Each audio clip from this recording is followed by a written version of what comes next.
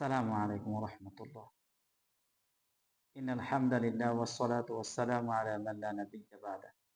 أما بعد فأعوذ بالله من الشيطان الرجيم. بسم الله الرحمن الرحيم. فسبح بحمد ربك إلى آخر الآية. عن أبي هريرة رضي الله تعالى عنه قال قال رسول الله صلى الله عليه وسلم: كلمتان حبيبتان إلى الرحمن خفيفتان على اللسان ثقيلتان في الميزان سبحان الله بحمده سبحان الله العظيم أو كما قال النبي صلى الله عليه وسلم. সম্মানিত দর্শক শ্রোতা, আজ আমরা আলোচনা করব মানুষের রোগ সম্পর্কে। তো একটা মানুষের যেমনিভাবে বাহ্যিক রোগ থাকে, এটার জন্য যেমনিভাবে ডাক্তারের কাছে যাওয়ার প্রয়োজন হয়, ঠিক অনুরূপভাবে প্রতিটা মানুষের আত্মিক কিছু রোগ থাকে। আর আত্মিক রোগ একটা মানুষের 10টা হইতে পারে মোটামুটি আত্মিক রোগ। এর মধ্যে একটা হচ্ছে লোভ, তারপরে আছে দীর্ঘ আশা যেটাকে আমল বলা হয়, রাগ, মিথ্যা, গীবত, কৃপণতা, হিংসা, রিয়া, অহংকার, কিনা। কিনা মানে হচ্ছে অন্যের ভালো সহ্য না হওয়া। তোর মধ্যে প্রথম যেটা, এটা হলো লোভ। লোভ মারাত্মক ক্ষতিকর একটা বিষয়। এই পৃথিবীতে যত পাপের কাজ হয়, মানুষ যত পাপের কাজ করে, এর প্রত্যেকটা সংগঠিত হয় লোভের কারণে। এরপরে আছে দীর্ঘ আশা। দীর্ঘ আশার কারণেও মানুষ পাপের কাজ সংগঠিত করে। রাগ, রাগকে আরবিতে বলা হয় গদব। রাগ আবার প্রাথমিক পর্যায়ে দুই প্রকার, একটা হচ্ছে নিন্দনীয় রাগ আর একটা হচ্ছে পছন্দনীয় রাগ। তো হচ্ছে নিন্দনীয় রাগটা অত্যন্ত খারাপ। এটা হচ্ছে যে এটা থেকে বাঁচার জন্য হাদিসের মধ্যে অনেক ইরশাদ আসছে রাসূল সাল্লাল্লাহু আলাইহি ওয়াসাল্লামের থেকে।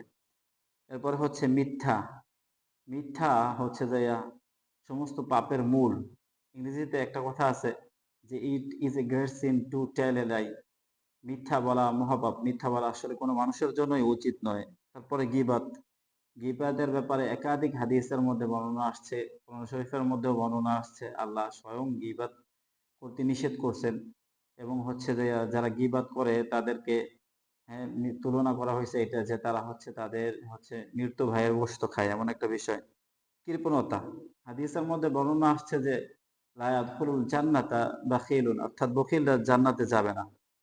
হিংসা। হিংসা তো মারাত্মক ক্ষতিকর একটা বিষয়। হিংসুক কখনো নিজে তো উন্নতি করতে পারে না, এবং হচ্ছে যে নিজের কল্যাণও হয় না হিংসার কারণে। আর একটা হচ্ছে রিয়া। রিয়া মানে হচ্ছে লৌকিকতা আর কি। সবকিছুতে মানুষকে দেখানো, যে কোনো ইবাদতের ক্ষেত্রে মানুষকে দেখায় দেখায় ইবাদত করা, এটা হলো রিয়া। অহংকার, এটাকে আরবিতে বলা হয় কিবর। আর কেবের করতে তো আল্লাহ তাআলা একদমই বারণ করছেন। তার কারণ কেবের হচ্ছে শুধুমাত্র আল্লাহ তাআলার চাদর। এটা হচ্ছে যে কখনো করা যাবে না, এটা উচিত না করা কোনো মানুষের জন্য। আর একটা হলো কিনা।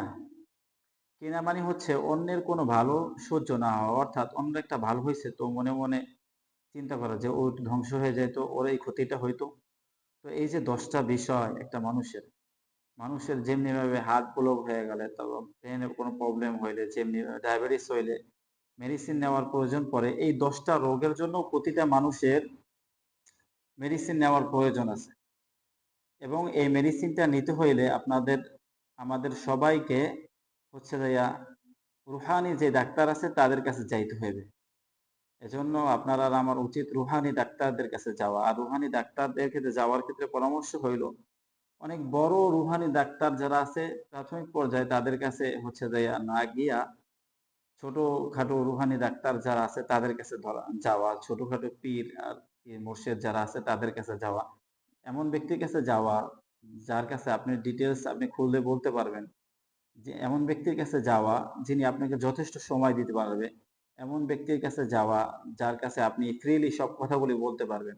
অনেক বড় ব্যক্তিত্বের কাছে গেলে হয় কি, তার হচ্ছে কাজের পরিধি অনেক বড়, বিশ্বব্যাপী কাজ করে, পুরা হচ্ছে ইন্টারন্যাশনাল হচ্ছে যে ব্যক্তিত্ব থাকে তারা, তো তাদের সাথে গিয়ে কথা বলতেও অনেকটা হচ্ছে আনকমফোর্টেবল ফিল হয়। এজন্য ছোটখাটো যে সমস্ত রুহানি ডাক্তার আছে তাদের কাছে গিয়া এই রোগগুলোর হচ্ছে চিকিৎসা নেওয়া, এটা আমাদের প্রত্যেকটা মানুষের জন্য উচিত।